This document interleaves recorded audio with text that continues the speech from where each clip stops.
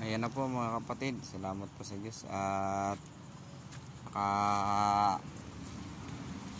kuha kami po sa gabing ito. Ayan po kuha namin mga plastic, ayan po karton, nakakuha rin po kami. Tinali ko na po para bukas papakilo na po namin ito.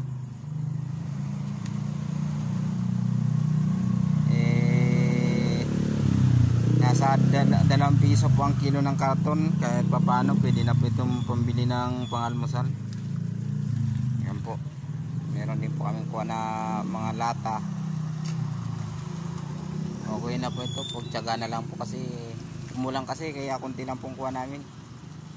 Kaya awa ng Diyos, meron din ng pampakilo na bukas kahit paano. Tsaga-tsaga lang. Lakas kasi ng ulan kanina, basa pa nga ako.